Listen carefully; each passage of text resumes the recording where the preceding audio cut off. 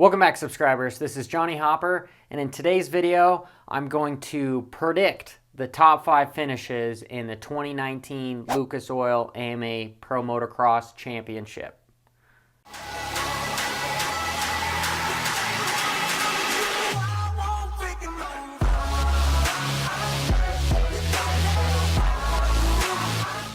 So before I get into my top 5 list, I'm going to go over some honorable mentions and a wild card that I'm just going to throw out there. My first is going to be Ken Rocks and K-Rock.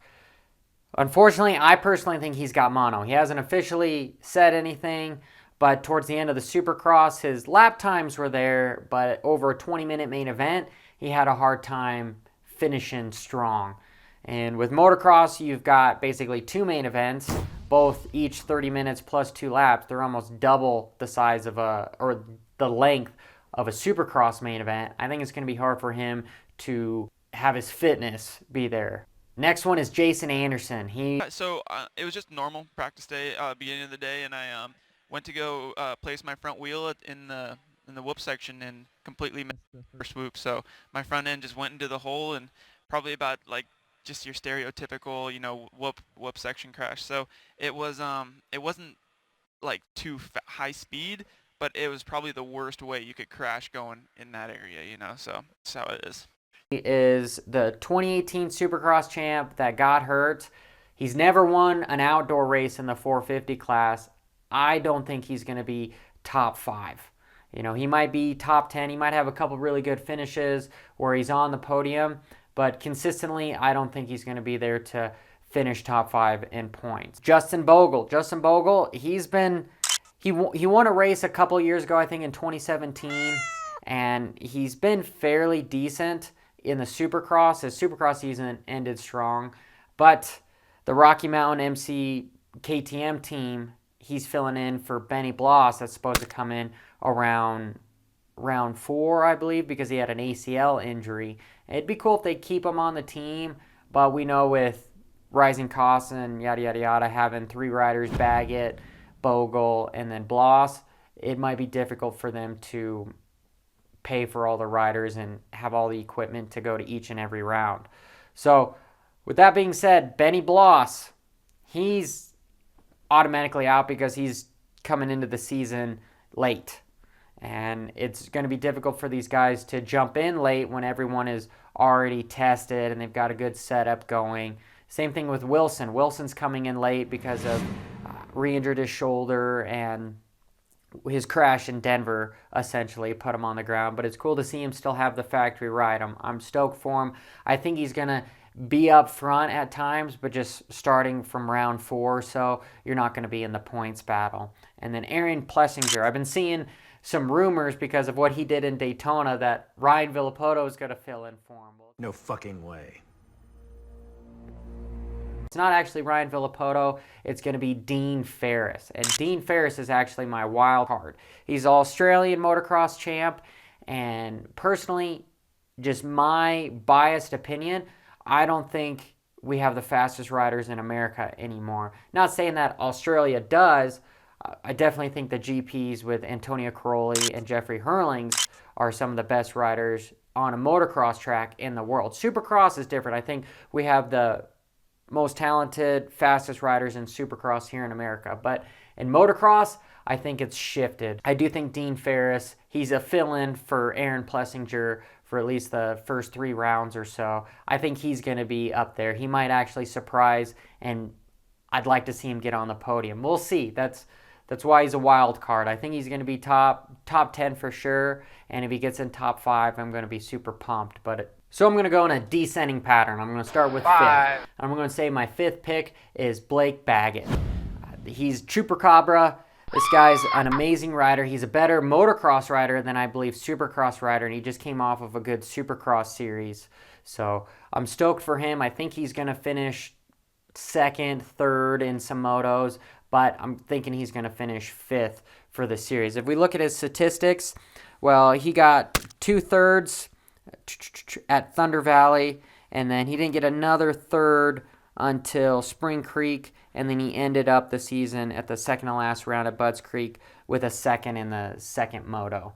And I'm going to use the analogy of he's kind of like a 2012 Honda 450. I don't know if you guys had those. I had one, and that thing was a bitch when it was cold. It just would bog all the time. But once it was warmed up, I love that motorcycle. And I'm going to say Baggett is kind of like that. It takes him a little while to get warmed up later in the motos, but then he starts hauling ass towards the end.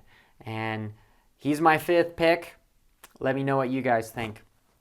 Number 4, I'm going to say it's Zach Osborne.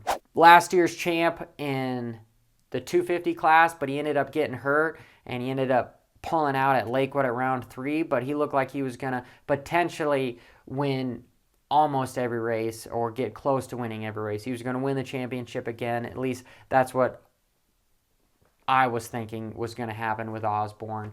And Osborne, he's really coming to his own, especially after being over in Europe. And I think him going over to Europe, when he went over there, he wasn't a top rider here in America anymore. Granted, he was top 20, but he wasn't that winning championships. He wasn't on people's mind, per se. He wasn't in the spotlight. So we went over there, and like I just said, I think some of the faster motocross riders are over in the GPs. I think it really helped him. So when he came back here, he had something to prove, and he's really coming to his own. At 29 years old, his career is almost on the way out, but I think this might be his best motocross year, at least in the 450 class. Granted, it is his first year, but we'll see how he does. I think he's going to finish 4th in the series. Not to mention, Zach Osborne is part of the Baker's factory, and who knows what really happens at the Baker's factory. To me, it seems like that government facility where, if you've guys seen Captain America, where they take Steve Rogers and they enhance him to the peak of human perfection with an enhanced serum, and all of a sudden, boom, out comes Captain America. Seems like every rider that is in the Baker's factory gets transformed, and they all of a sudden become the riders to beat. 3rd, I'm going to say Marvin Musquin. This guy, he's also 29 years old. Let me know if you guys think he's on the downhill side of his career, his best years are behind him, or if he's got his best years to come. I think it's a very pivotal point in his career. He's got to, lack of a better word, either shit or get off the pot. He's been a bridesmaid for a few years. He's been so close.